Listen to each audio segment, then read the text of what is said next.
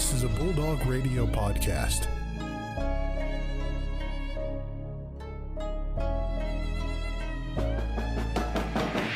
The Ferris State Bulldogs have upset the nation's #2 ranked team. Wide open! Taylor is going to take this one to the house. Touchdown Bulldogs! It's the MVSP Season 4 episode 28, folks. Happy New Year for us. It is 2023. A little bit before us right now. We are recording this episode in 2022, but we wanted to make sure we had content for you guys all throughout the break. So happy 2023 to you. Happy New Year. Brandon, it's going to be a good time. It is going to be a good time. Thank you all for a great new year ahead of time. And it certainly has been great for us. I mean, we mentioned with our Spotify Wrapped how much you guys have blessed us in viewership and streams, and just everything was so much better this year. And a lot of growth, man. Yeah, we grew everywhere. We're in the new digs, as we mentioned there, just getting in here for December. And it's been fantastic. The only 3 weeks we've been in here. And hopefully it'll be even much more. So it's really been a wild ride, and a wild ride of Ferris State athletics all around, Joe. I mean, we had so many good playoff teams, a lot of big-time plays made by a lot of big-time players in big-time games. Just referencing, of course, that last episode we had. But no, I mean, getting two teams to the national semifinals, one a national champion, as well as postseason appearances for all four. I mean, just absolutely incredible stuff. It's just what you like to see, especially for us working for athletics. It was a blast. This episode for you guys is going to be more of a preseason, would you say? A yearly preview for what we can see in 2023. Yeah. A lot of the winter teams have already gotten going, especially with hockey and basketball. But now with the break, they're kind of past that, and now they're getting into the regular season play for a lot of them, as well as when it really comes down to it, the later half of the season for conference schedules is really when you want to buckle down and really get going. So that's what we're going to be talking about right now is hockey, basketball, a lot of the winter sports in general. Yeah, absolutely. We'll start on the men's hardwood here with men's basketball. The team obviously started up there in August when they were traveling over to Ontario. That was kind of the unofficial start of the season there before school started. But really the season has started heating up in November, especially with their first couple games in their tournament play over in Tennessee as well as South Dakota, really where the season started overall. And since really then we've seen some ups and downs so far. We're right now sitting at 8-4 overall for this team, 6-0, 1-3 on the road. We got to get a little bit better in opposing gyms so far, but really just the kind of the preseason kind of postseason preview is what I kind of see this kind of being as, not necessarily saying postseason, but like where we are at for the second half of the season. But we really haven't got that far yet. So there's still a lot to preview coming up for the rest of the slate, as it's really going to go all the way up until March here for basketball with the GLIAC tournament. But I think when you look here, so far, what this team has brought, I think Coach Broncoma's squad obviously has brought a lot of versatility shooting the basketball. We've seen it already this year. Ben Davidson, Ethan Erickson, certified snipers. Those guys can absolutely hit it from 30 foot and in. I mean, they're just absolutely incredible shooters that they've shown us so far. And a lot of the other guys have really proved their ability to score as well. I mean, Solomon Oregbo has been really a good guy for getting all those isolation buckets, and he's really transitioned to his role as a transfer nicely. I mean, we've seen Dolapo Olenka, who's really, he's still right now on the injury cusp, but hopefully he'll be back soon. But we saw what he can do when he's on the floor. He's a big, imposing threat inside and out, as well as he can shoot the rock a little bit for being more of a bigger stretch forward type of player. But then obviously you got all these guys that have been there and through the thick and thin as well, with Reese Hazelton, Jimmy Scholler, Veas Grazoulis, those role players that you definitely need throughout this team. And we've seen the success so far from those teams individually, Joe.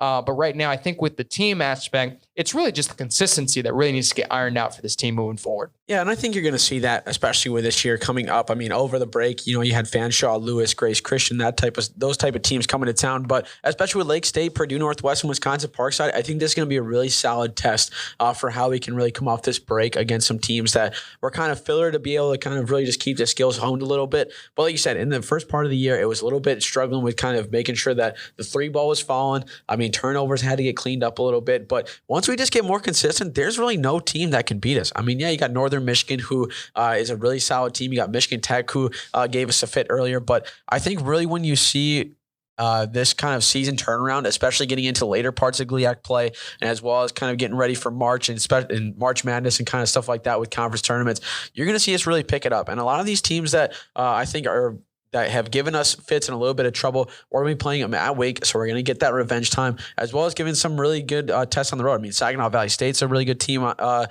home. Wayne State as well. It's kind of given us a little bit of a struggle last year, but I think especially when you look at where we're going to be able to go this season, you're going to see some really solid play from Ethan Erickson, Ben Davidson. I think you're really going to see when Delapo comes back, he's going to really be able to pick it up. And that conference record of 2-2, I think it's going to really, really play a lot better. It's just the shooting in opposing gyms and kind of just cleaning up the game as a whole when we're on the road. Yeah, you mentioned that shooting in opposing gyms, Joe. I looked up here. We're shooting, believe it or not, 50.6% from three-point range at home this season as opposed to 38 on the road. 38 on the road is not bad, but that just shows you how much we've been able to light it up in Wink. It's really been Wink Water Park so far, Splashtown, USA so far from three-point range.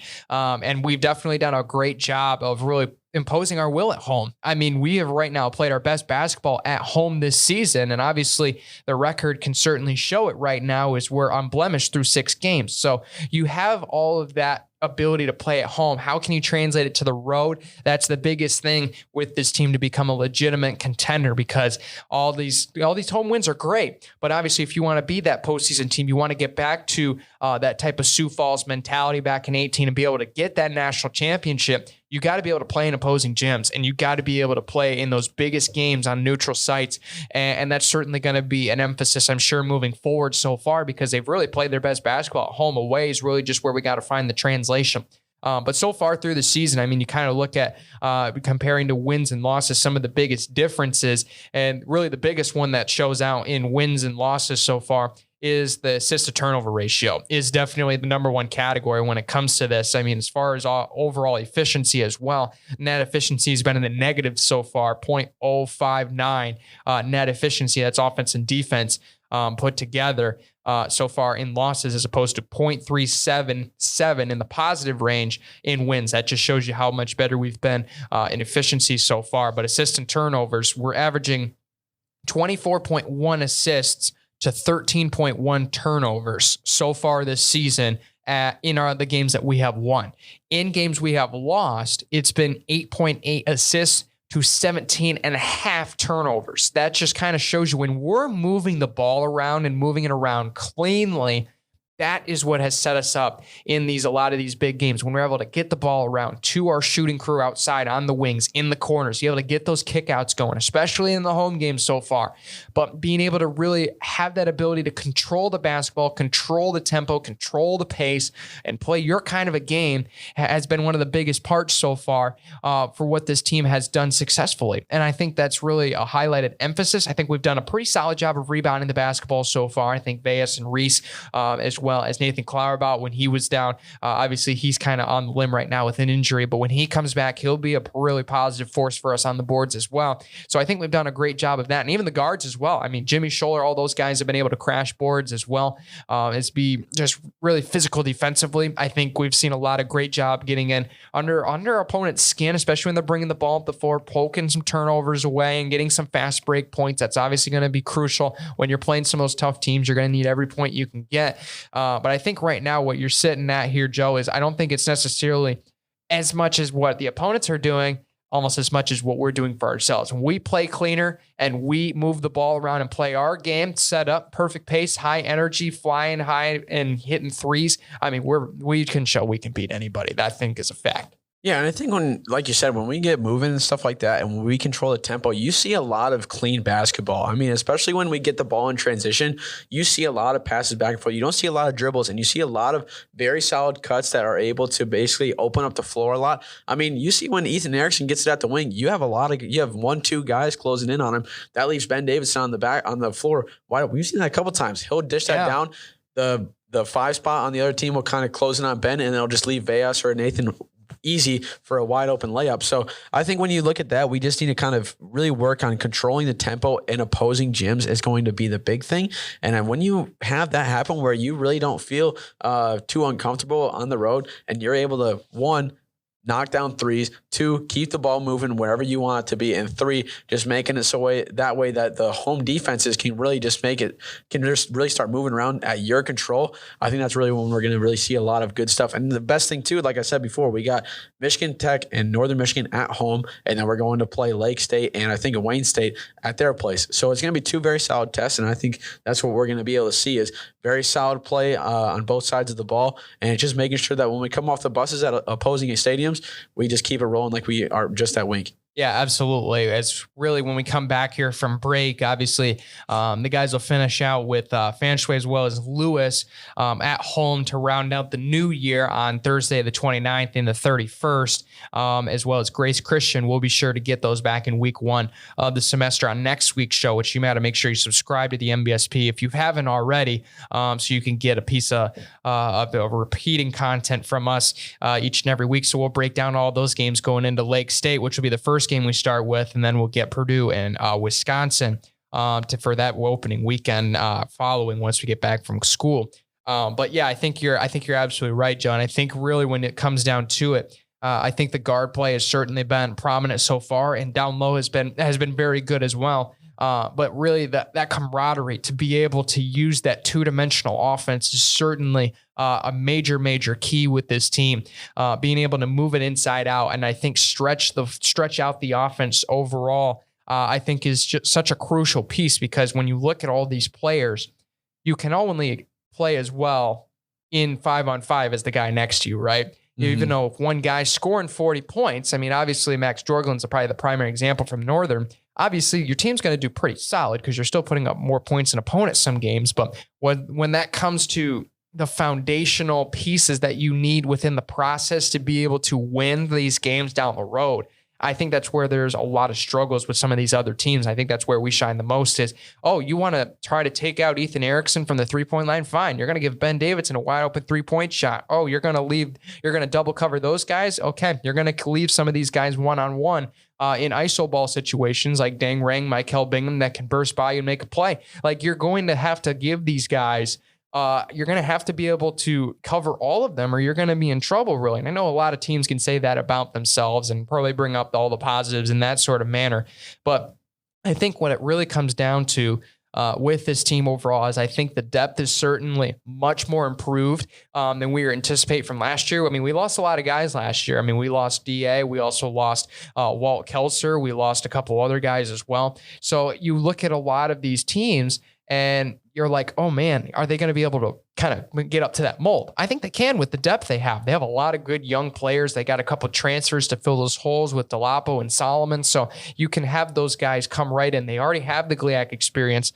So I think that you really brings a lot of them. They bring a lot of size as well in this lineup. We got a lot of guys that are measuring above 6'6", 6'8" range, as well as Nathan Klauerbout, the exception, at 7 foot. Definitely going to bring a presence when he's back on the floor soon, with Veas also being 6'10" as well.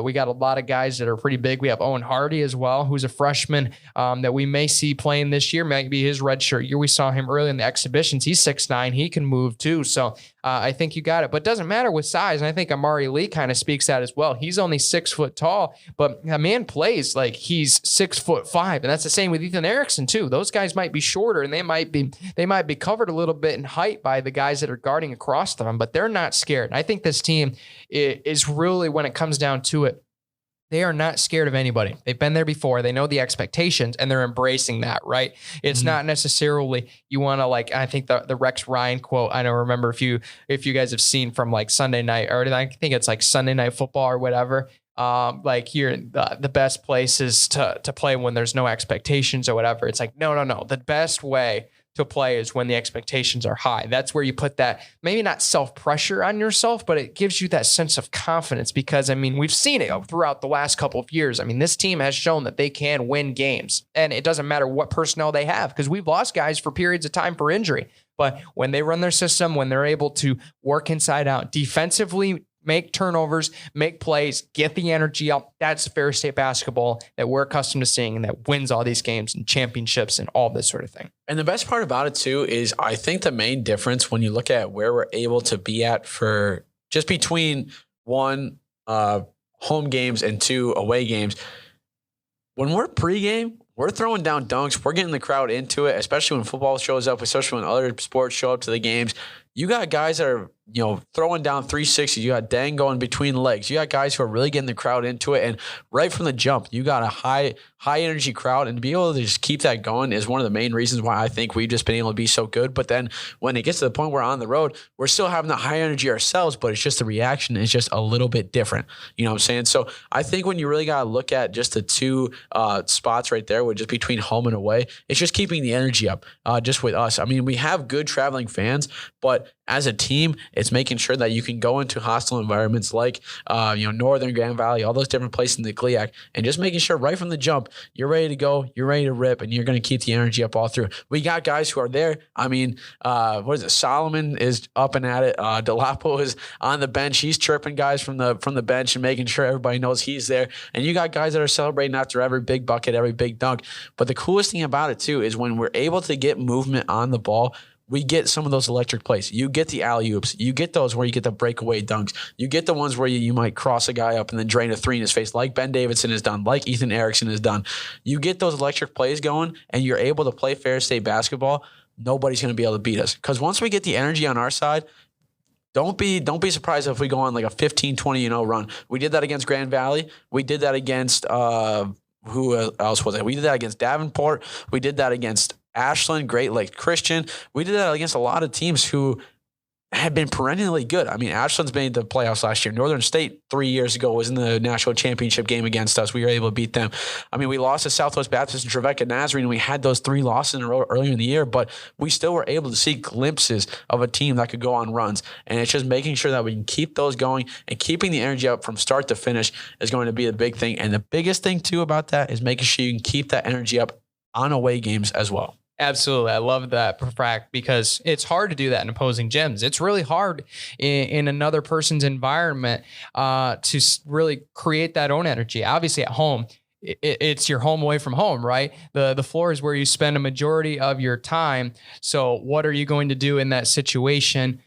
Is definitely going to be interesting. And I think that's really, if we can figure that out, Joe, I think that's going to be the biggest thing for this team moving forward. So, but overall, I mean, so far we have relied a lot on the 3-point shot because we have good 3-point shooters. So I think that's certainly not necessarily as total of a concern. It's definitely that margin, being able to control the ball, assists, not turnovers, I think is really going to be the biggest thing. We haven't been really bad with fouls or anything as of yet, but I think that's definitely going to definitely increase as more tougher games come up and we play a lot more physical teams so Absolutely. far. I think that we'll definitely see definitely a different kind of basketball later on. So transitioning now we go over to women's basketball. They've had an excellent start to the campaign so far, 8-2 overall, 3-1 at home, 5-1 on the road, Joe. They have figured out how to bring that energy in opposing gyms, and I think it certainly I think it really started there with that Grand Valley loss. Even though that was a home game,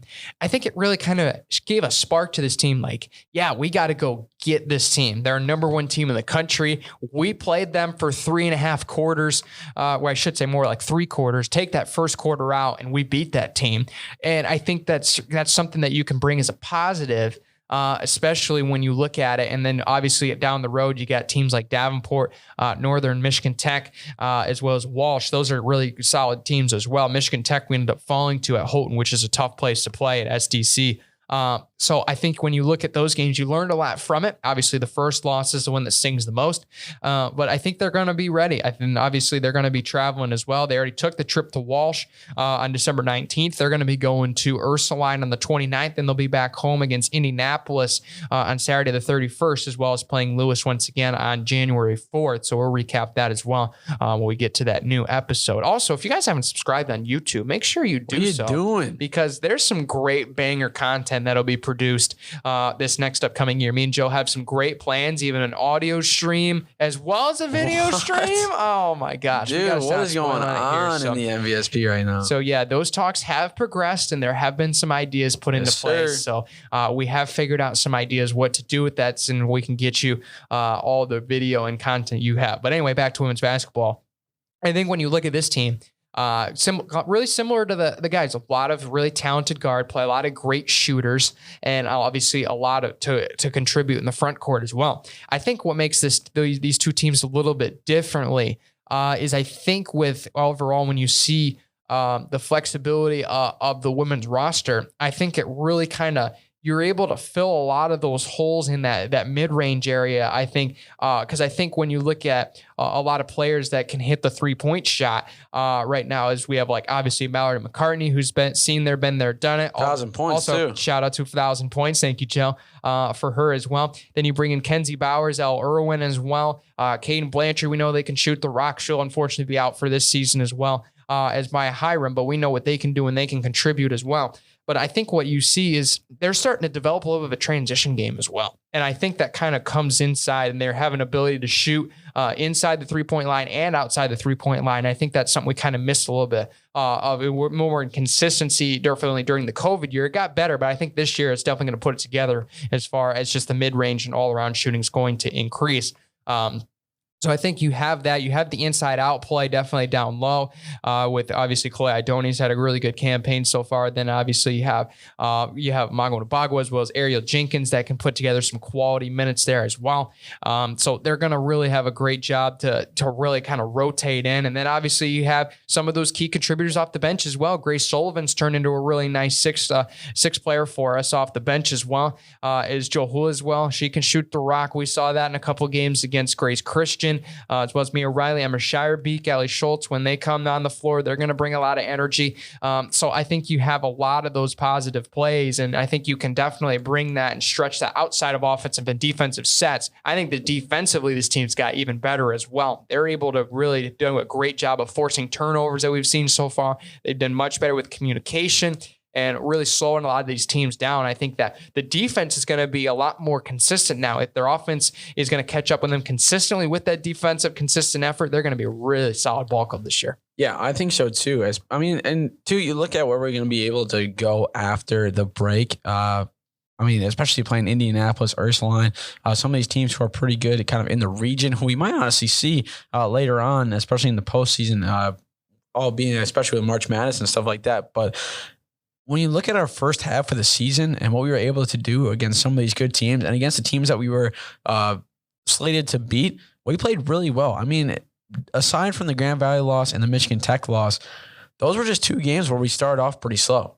And most of the time we've come off the bench or come off the start of the game and just played lights out throughout the whole way. But if you look at the Michigan Tech game, started out really slow. We had 3 quarters where we went 13, 8, and 13 for the second and fourth quarter. That's not really super great at this point. But I think when you look at it, especially coming off that game, you go and you beat Walsh 89-64, playing really good, and you're averaging a lot of points against teams, and you're really just keeping it really solid throughout the whole way. So honestly, it's just kind of coming off the break and making sure you can keep that intensity coming up, as well as just the main goal is just starting out hot. If you can come off the bench, especially for a lot of these players, that's going to be the main deciding factor for a lot of these games, especially playing Grand Valley later in the year, especially playing Michigan Tech for a revenge loss, and just making sure that we can keep the energy up, especially against the teams that we've beat before. Because honestly, the GLIAC right now for women's basketball, it's pretty close. Grand Valley could lose to 3-4 of these teams.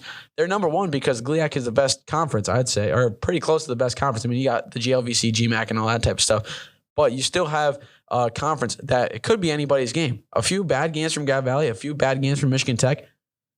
It could be anybody. Yeah, absolutely. And I think when you look at the standings right now, especially for the women's team, I think you're right. It is wide open. And I think when you look at Grand Valley, they're up there, right? They're a good team. They could run the table and be number one. That could be expected. But then you got Michigan Tech right behind, who's a really good team. They're 10-2, 3-1. Obviously, they've been really good year in and year out. They got a lot of leadership this last year, as well as Northern Michigan's a solid team as well. And then I would put us right there in that conversation with them as well. So I think you have a lot of promise and a lot of opportunity. And I think that's going to be definitely the number one thing going in is, are you going to be able to control your own destiny and win these games and move up into the standings? I think that's going to be the biggest thing, because I think we can impose our own will. And I think you look at it statistically, I think that supports that so far. So I think what you need to see for this team moving forward, the 3-point shot increasing, I think that'll be nothing but beneficial right now. It's sitting at about 34%, which is good, but some of our best successful teams in years past have shot maybe about more towards 38, 39. And I think more importantly, 50% more likely from the field as opposed to 45. I think that'll be a big increase for this team as well. They've done a really good job rebounding in a lot of these crucial games. I think that's going to be something that they're going to really have a great job imposing on their own will against some of these good teams, especially some of these physical teams. As well as creating turnovers. They're averaging almost, it seems like with my math here, I'll obviously do a quick estimate here, but just around 9 to 10 forced turnovers a game, which is huge. In that Grace Christian game, we had 22, as well as 56 boards. I mean, that's just absolutely absurd when you put up triple digits as well. Offensively, that can certainly help. So, but I think when you look overall, you see all the 3-point shooting, you see the ability to move in transition. The defensive consistency is great. Now, if they can all elevate those levels of shooting the basketball, if they're going to be able to play defense very strongly and against some of these tougher opponents, I think they have a really good shot. They got the fundamentals there. They've done a really good job controlling the basketball. They're able to get out in transition. They're liable to run sets. Just being able to consistently run that can over and over lock down defense, score in transition, or set up a good offensive scheme for an open 3-point shot. Knocking those down, of course, that's the hardest part, knocking those down. But when they do start falling, especially as you continue shooting and you improve, especially when we got a really nice homestand, a 5-game homestand really for the start of the new year, including Indianapolis on the 31st. That's going to be a great time to get your shot dialed up, and then you could take that on the road and be able to on some of these road tests, especially the one later on at the end of the season in late February. I think that'll really come about, and you can see a lot of ways that this team can score the basketball, and that's just going to make them an even better team. Absolutely. And if you look at the GLIAC standings so far for women's side, it's kind of basically wide open. It's from the top of Grand Valley to basically 7th or 6th place. It's only 2.5, 3 games back. So I think right now, especially with the start of the year, you don't see a whole lot of turnover. It's pretty close, but you're going to see a lot of movement very fast when everybody comes back from the break and GLIAC play starts back up. A lot of these teams look to be kind of pretty dead even with each other, all the way from Michigan Tech to us. It's a difference between maybe one loss or so. Grand Valley is running the table, obviously, like I said, but I think you're going to see a lot of turnover and change pretty soon, especially with teams going in and kind of improving over the break, as well as teams coming out of the break and really going hard at it. You know what Coach Brian Kelly said, right? What's up? Pretenders play in December, whereas contenders play in March, September. You know what I mean? Exactly. I just made that up, but that quote is absolutely ridiculous, by the way. But I think I wanted to bring that up in the podcast. Basketball. That's like one of those, like, you have to slip in a phrase or a word, like in a press conference. You've seen those, right? Yeah. Where they have those coming in these press conferences. I feel like I had the need to try to fix that in there, which it did not fix. Rest in peace to Coach Leach. Coach Leach was a really big inspiration for football as well. Guy. So it's a shame that he left a really good legacy. I don't think people realize how much involved he was. The guy was a post-game conference legend. He was, yes. He dropped some one-liners that were sick. Him and Mike McDaniel could make a memoir. I mean, it is just absolutely insane what those two have done together. So I hit my head on the mic. Joe was absolutely rattled after getting concussed by a microphone, but it's okay. We're going to keep the show rolling here. Next sport on deck, we have hockey here. Maybe a little bit more than halfway into the season so far, but certainly, I mean, Joe, this isn't a team that was 1-21 2 years ago. Yeah, no shot, man. Not even close. No shot. 6-5-1 in the conference, 8-2 overall. At the start of the year was a little bit lacking, especially with what we saw. We kind of thought, it's going to be kind of more of the same. Maybe we'll get over double-digit wins. Who knows? But as the season's gone on, we have won some big games. We have lost some terrible games. But I think when you look at coming out of the break, we're going to be seeing a new team come out of it. And we might go on a run. That's all I'm going to say. Before the break, they went to St. Thomas, lost 7-4 in the first game. Don't know what happened there, but we were able to bounce back 4-2 win, get the split. It's pretty close in the CCHA standings. We do have the GLI coming up. Obviously, like I said before, me and Brandon, as of recording right now, is 12/22/2022. When we release this, it's going to be 2023. At 2 p.m. A whole lot of twos in there. We'll probably finish at 2:22, Joe. Yes, sir. Yes, sir. But we got Michigan State and another team that we might be playing, Michigan Tech or Western Michigan, at the Van Andel Arena for the Great Lakes Invitational, which I'll be working. So that's going to be a very fun time. But Yes. Coming out of the break, I feel like we're going to have a really solid shot. It's going to be the first time we'll be taking on Lake Superior State on January 13, as well as Michigan Tech and a whole lot of other good teams. Big homestand 2 weekends in a row. So we'll see how that goes. Yeah, this team has proven to get points out of every matchup so far. And that's I think huge. That's absolutely huge. I think you're right. Especially in a CCHA like this. Yes, this is a loaded conference when it comes to hockey. I think it's one of the most underrated when it comes to hockey. Maybe not the best, but definitely one of the most compared to underrated. last year, it's definitely not the best, but it is definitely one that like is probably the best with contenders, like between them all. Absolutely. And I think that GLI is going to be a big testament to that. And obviously we'll recap that when we get into next week's episode for the first week of class once again. But I think when you look at the tables right now,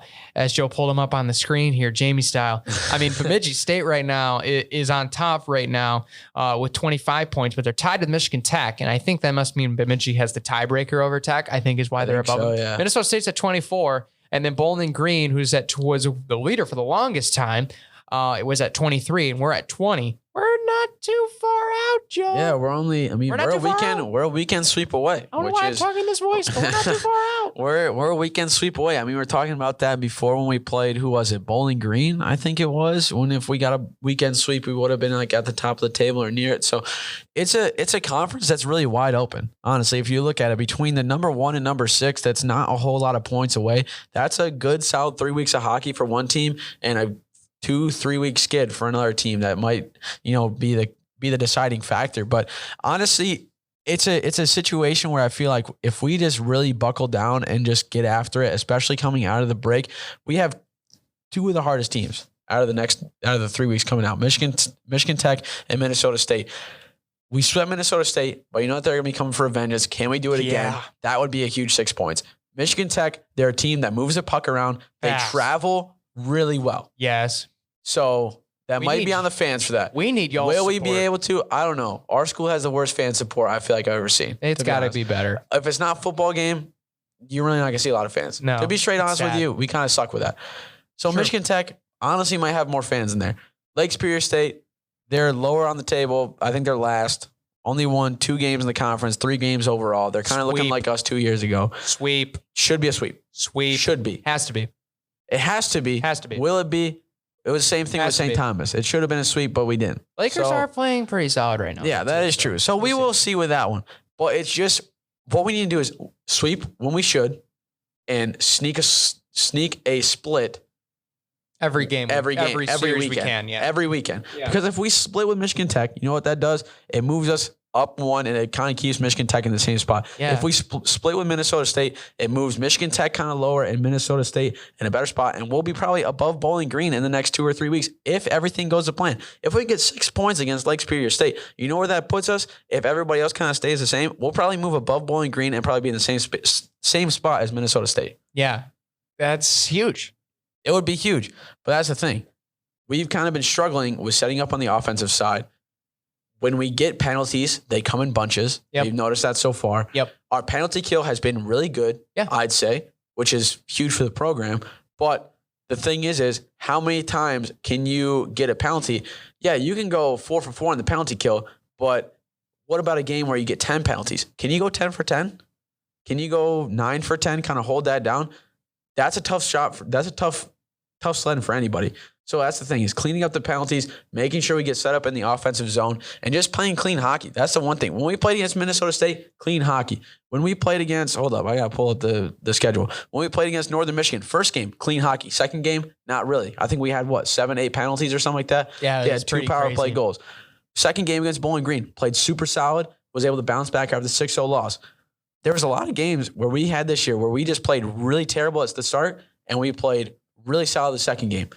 Or it's really solid the first game, absolutely terrible the second game. So it's just really picking it up there and being able to make sure that from the start to finish of the weekend, Friday to Sunday, we're playing very clean, very solid, and just fast, fair state Bulldog hockey. Yeah. I think when you said the biggest thing is being able to play clean, I think the number one thing that came to my mind is quality over quantity. And that's something I know we've talked about on the show. And I actually did the math here going into the second Northern Michigan game on the 10th there. And I found, I looked through some statistics there, and I thought there was some that were just kind of bonkers to me. And I did one where I actually went out, drew it out, and calculated our number of shots that we've had in wins and ties as compared to losses. Now, take for granted this is, of course, before the last 3 games to this point, minus the GLI, of course, with Northern Michigan and the 2 at St. Thomas. We scored 3.2 goals in games we've won or tied, those 10 games. And we've had 1.83 goals in the games we've lost. So obviously, the more you score, the more you win. But here's the catch. In the losses, we've had 29.3 shots on net, right? That's not bad. That's pretty solid. In wins, 23.67. That is very low. And the reason why is in those games we've won, we've had better quality looks. It's not the number of looks, right? There's a lot of these teams out, Michigan Tech, Minnesota State, Northern Michigan, that have offensive firepower through the roof. But they can afford to take some of those shots. I'm not saying that our team isn't as talented. We got one of the most talented teams in the CCHA. But when we're able to use the quality looks for that talent, that is what puts us in contention to beat teams like Minnesota State, beat Michigan Tech earlier in the season, split with Northern Michigan in the last recent homestand. That is what's going to get us up in the tables. And I think you've seen that with prominent play so far this year from a lot of these players. And I think especially, some of our top goal scorers so far this season, I think you've definitely seen that from a lot of those guys. Stepan Pokorny is a guy that really when he finds a look, it's always a great look, especially with Tyler Schleppe. He's been awesome as a freshman. He's got 5 goals now to overtake. I think he's now the leading freshman with Connor McGrath right behind in 4. Then obviously you have Brad Merrick, you have Jason Branshaw, you got the leaders of this team as well. Yeah. Slick and all those guys. Yeah, Slick. Who was it that went coast to coast the other day? That would have been Mitch Dielstra. Yeah, insane. Yeah, he's a junior on this team as a forward, and he's got 3 goals on the season. Brad Merrick's the points leader, tied with Pokorny with 12, as well as Jason Branshaw with 10. But these freshmen have been contributing. So, and especially the big lines have been doing a really good job. You look at a lot of these guys like Brendan McLaren right now sitting at +3 alongside Andy Noel as a freshman. He's at +3 +- right now. That's ridiculous what they've been able to do on the ice so far. But I think when you look at a lot of these talented players, and you still got a lot of those leading roles that might not be necessarily in the score column, you're like game in and game out, but there's just quality of contributors. Dallas Tulik's a guy that comes up in big games a lot of the times. Nick Nardicia provides you a lot of windows passing the puck around. Blake Evanow, Ben Schulteis, especially a lot of those guys, as well as Drew Cooper. I could keep naming names. Brendan McLaren, Antonio Venuto, all these guys, Cade Kowalski as well. They provide those sparks when they need to, and they make a lot of these big plays. And I think that is necessary. You need those glue guys, right? You need those guys controlling the puck. You need these guys shipping it up to find you in open space and get some of your top goal scorers a chance to find good looks and creating that quality look. And we've seen that's improved. I think what's really improved from this year compared to last year is we've been more of a predominant dump and puck chase team. I know me and Joe have talked about this, especially over the last year. Now we feel a lot more comfortable in the offensive zone. The really thing is we just now got to find more time to get in the offensive zone. That's really the only thing. We have found ourselves comfortable in the offensive zone. Now we just got to find the way to win that FIFA-style possession battle and keep the puck in our eye and it's more than 50% of the game, right? Yeah, and too, when you look at it, I pulled up the attendance sheet as well because this is a big thing for our team too.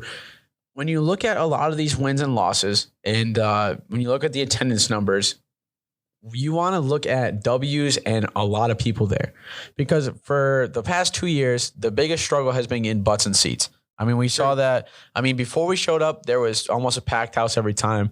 Yeah, we didn't win all the time, the whole bunch, but it was always good hockey to see. You look now, though, at the start of the year, Michigan Tech, we won with an attendance of 1,804. The next day, we go, there's about the same amount of people, but we lose.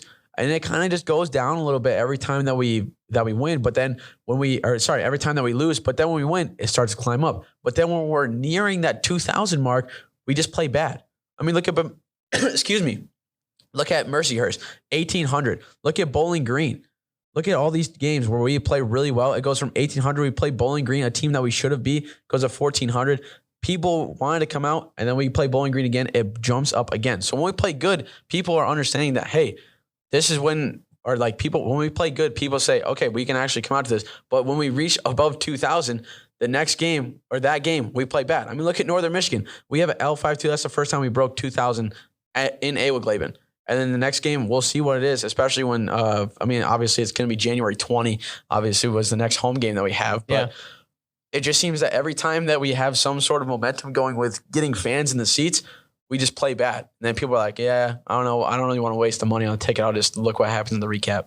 Yeah, it's unfortunate because I think we have a lot of devoted fans out there that just are kind of pseudo fans. I'm not saying like that's a bad thing. We need people supporting Ferris State Bulldogs. And obviously me and Joe are prominent proponents of that. And that's why we have the show. I can tell you a main reason what it is. What is it? It's how bad our student section has become. Well, yeah. Well, and it's not on the students' fault. I mean, if you look at it, this is going to be a rant. I will say this. College sports in general are not a family environment. Okay, I'll tell you that. It is for college students. That's who you should be marketing your games to and stuff like that. You see it in D1 level and the student section that they have. It's not a PG rated event. You know, they're yelling, they're swearing, doing all this stuff. Like it all you want, hate it all you want. That's just how college students are. They're rowdy. They get after it. It's whatever.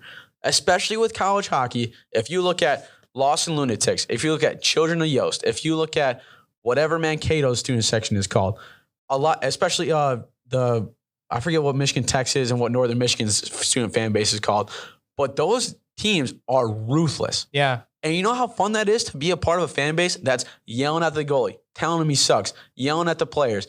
During the pregame, how you're just yelling at them when their names are getting called because nobody cares if they're away.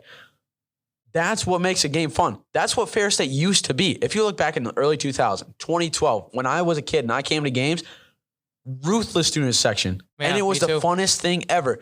I was 12 years old and I was eating it up. Everybody liked it. Yeah, you might say, oh, this is the worst thing. It's going to be a bad influence.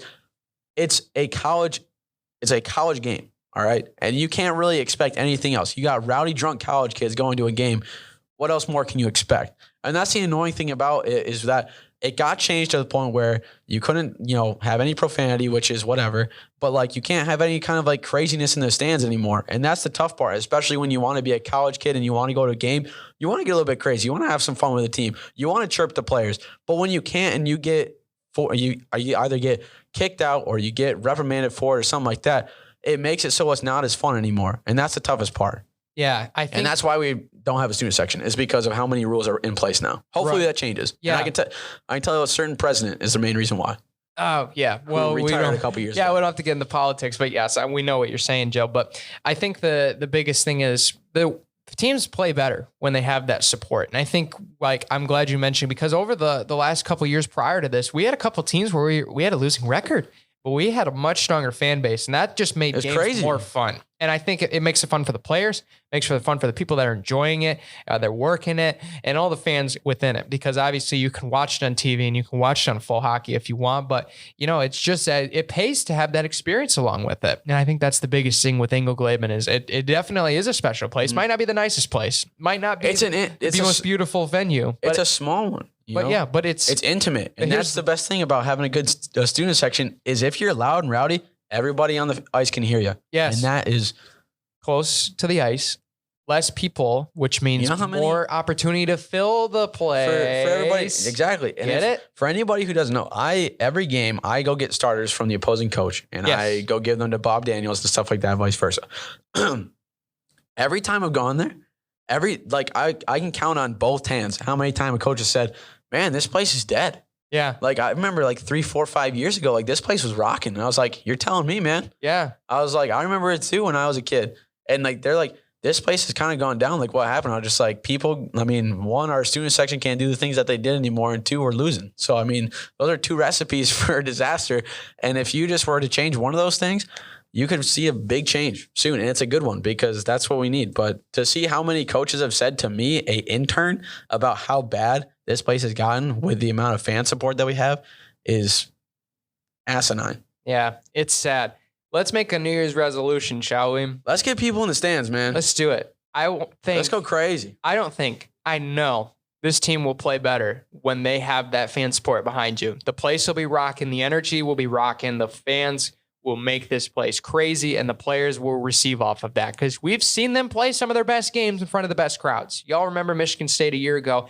I know they lost the game. Just quit crying about it. That was a year ago. Mm-hmm. We still had some things that we had to figure out as far as superstition-wise to help us lose in the third period. We've figured that out, okay? If you want, go look on the schedule and results. They will show that that's over. So don't give me that the last time we went, we lost. Boo-hoo. It doesn't matter. This team is better. This team will beat some of these great teams, and we've already done it. We swept the number 1 team in the stinking conference. I don't know what else I have to say to really draw that apart, but yeah. I mean, we need to make Inglegleben rocking again. I just encourage everybody to get out and let's do this thing, and let's fill this place so we can get better hockey. We can get our team to the postseason, and let's have a fun time doing it. All I'm saying is almost all the workers at the rink are college students, so they don't care what you say. What are they going to do? They're not going to tell people. Are you encouraging them to? No, I'm saying like college. Like if you go anywhere, if you go to a hockey game anywhere, if you go to one at St. Cloud, if you go to one at Mankato, if you go to one at Bemidji, Michigan Tech, Western Michigan, anywhere you want to go, you will see a student section who is rowdy and is behind the team and makes it so that way it's a good atmosphere to play in for the home team. It gives them the edge. We don't have that edge at home. If you've noticed, we do not have that edge of fans at home. No. Because we're not loud. Yeah, we cheer for the goals and stuff, but I don't hear anybody up in the press box cheering like "Let's go Ferris" or anything like that. I don't hear chants from the student section at all. I heard maybe one against Northern when a kid got hit or whatever, and they started chanting something. I'm not gonna say what it was because no, PG-13. Yeah, PG-13. But that's the thing. It was cool to see because it was finally all right, this is a college student section. This is nice, but I don't know. It's just as annoying how bad the culture has gotten to be where we just don't really have anything going for us anymore. Yeah, we challenge the fan base to pick it up, and we'll definitely have some great results moving forward. Final sport here of the winter sports preview, indoor track and field. Oh, yeah. So we got a great season on deck. I'll tell you what, I'm excited as one that's going to be likely covering this team likely on this show, of course. Joe's a great fan too. Don't worry. He'll check results. Yes, sir. I always bring the inside information on a lot of the results and stuff, as well as the venues and all that sort of thing. But I'm excited as a competitor as well, because this team definitely is on the way up. I think with the numbers that we've filled over this last year, we lost a couple guys that were some key contributors for us last year, obviously, seniors or transfers or whatever.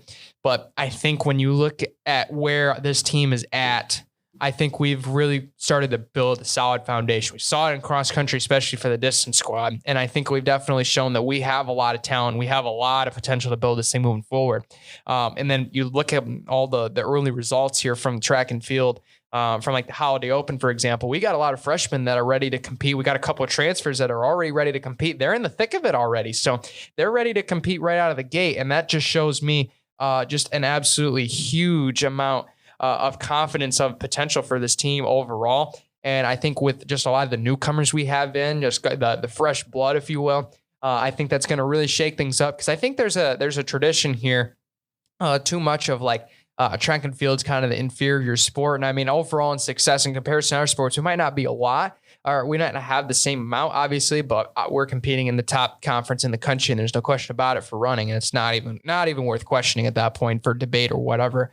But I think when you look at where this team is at, this team we hadn't lost a lot. We lost a couple contributors, but we've refilled them already with transfers, and we've built another great class of freshmen. Almost wanted to say graduating class. We had a great graduating class, but we have a great freshman class, and they've been they've been running really well. They've been jumping really well, and we're starting to fill out those numbers, and we're filling those numbers with quality. And I think that's just an absolutely huge part of it that can really bring a sense of urgency in being able to be successful. And I think that really is going to come into fruition here. We got a couple throwers that are back. Bree Copley as well as Emma Stefan are going to be throwing, and they were key contributors for the women's scoring last year as well. Jake Samitta's back for throws for the Dogs so far, as well as Kyle Drouillard as well. those guys are going to be really contributing in the throws category. That is open. I mean, there was a lot of throws were lost last year, and I think that's going to bring a lot of potential for scoring as well. The sprinting category, we definitely have a couple freshmen that could really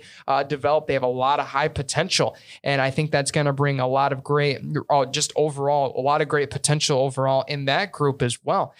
So I think you have a lot of those overall contributors. Kennedy Hoos is one for the women's side as well. For the men's side, you got like Tyrese Beadle as well, as just one name to mention, but you have a lot of these overall, these freshmen that it'll take some time, obviously, to get used to the college indoor environment. Obviously, for me, like a seasoned vet, I know as a freshman, it was definitely hard to get used to, especially not having run indoor track before, let alone running indoor track to getting to a collegiate is a huge step. But you have the ability to adjust. And obviously with the holiday meets, especially, that you have a lot of these chances to grow, a lot of these lessons to learn. Some of them have already done it, like Nia Tyron, as well as Angela Koteki's already been there. They've both seen their done it as transfers, former Central Michigan standouts. They're now with us, and they competed really well in the first meet of the season as well. And I think that really kind of comes to show that the women's team can be very deep. The men's team just as deep as well. We got David Duvall and some of those other guys that are jumping, as well as Devon Harris. Those guys have been doing really well so far. But you have a lot of that great consistency all around, and then that core foundation built in cross country with the distance squads, right? We talked a lot about how well successful they are. I can't mention all 45 names from the rosters, but I mean, you can just mention all the key contributors as well. Donis Harris was a scorer last year. He's going to be right in the contention. Dan Hardesty, Noah Griffith, they're going to compete in the mile. A lot of the mid-distance guys, Keith Wilson, Ethan Hamilton, as well as myself, a lot of these other guys, Nathan Alford as well.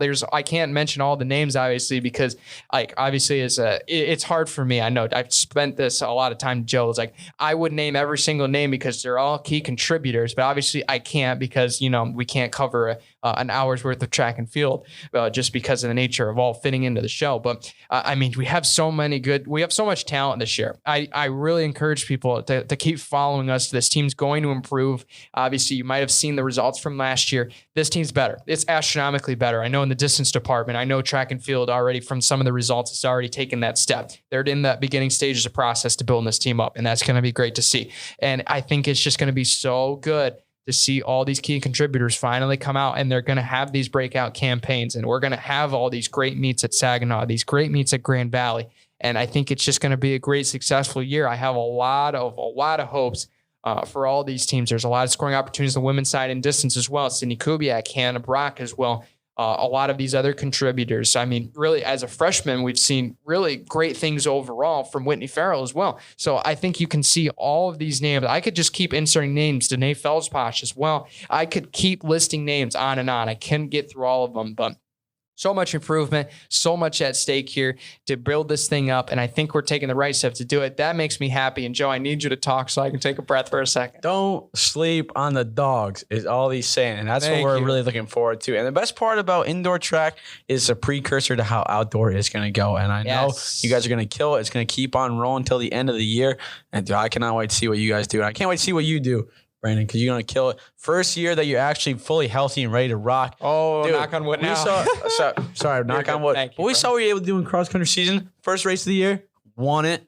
No big deal. True. Yes, sir. So, it's going to keep on rolling. That's going to keep on going for the Ferris State Bulldogs out in cross-country. And indoor track, outdoor track don't even matter. It's going to – wait, what? What do you mean? I mean, I would love to build off of that. But, yes, I know what you're saying, Joe. Joe's our biggest fan, if you guys don't actually know that. I'm just that guy. He is that guy. He just I'm might the glue not. Guy. He might just not be at every meet, but he is following. So, all of my teammates that are listening, make sure that you hit Joe up and you can talk with him about all the results. I'm sure that he knows every one of them memorized to the decimal, Joe. I look it over and I kind of do like the recap thing. I'm just, oh, sick, cool. And as expected, that's probably what everybody else does. And that's probably what I would do because there's a lot of numbers and a lot of analytics when it comes to that. So it's going to be a really successful look at the recap every time. I do appreciate that, I will say that. Joe's a good analyst. I'm that guy. Okay. Can we spend the last 3 minutes here? Regardless of sports. Thank you, Joe, for a great year. No problem, man. We did it, huh? We've built this thing up. Look at us. I know it's the new year. Look at us. I know it's resolution time. I know freshman year. Who would have thought I we would have built it up to this? Yeah, I definitely wouldn't have. I didn't think we'd be rocking out to 60, 70 listeners an episode. I didn't think so. No, I don't think so either. You know what? That's what we averaging. Yeah. So sometimes we're more, Yes. So nevertheless, not by a lot. But That's true. We've hit triple digits on multiple we occasions. have, yeah. 60, 70. Little podcast out in the middle of nowhere. Yeah, who would That's have what I thought? like to see. Definitely not me. That's for sure. I appreciate Joe. I appreciate everybody for making this show possible. No, I appreciate you too, Brandon. Yeah, it's been a great ride, Bulldog Radio, as well as the new partnerships. This thing's building up. I'm super excited to get more podcasting here. I know there's a couple already in the works. We'll get those announcements to you as well. You'll probably hear new ad reads as we come through the next year, obviously, as we're recording this in 22. We don't have everything for our new show put into place yet, but once you get back for week 1 and you hit that subscribe button here, that first episode of the new semester, oh my goodness, you guys are going to be so excited. And just remember, this is all because of y'all. Yeah, it's Yes, true sir. facts. It's all because of y'all, because we get those followership, we get that numbers up. That is what gets us the new digs, the new mics, the new mixers, everything nice, video streams, advertising, commercials, all this sort of stuff. It's because of y'all. So I appreciate all of you guys for making this such a great show. It's the most valuable podcast, and we have the most valuable fan base. That is for sure. Yes, Y'all sir. the MVP. Let's go. Well, without further ado, take care, everybody.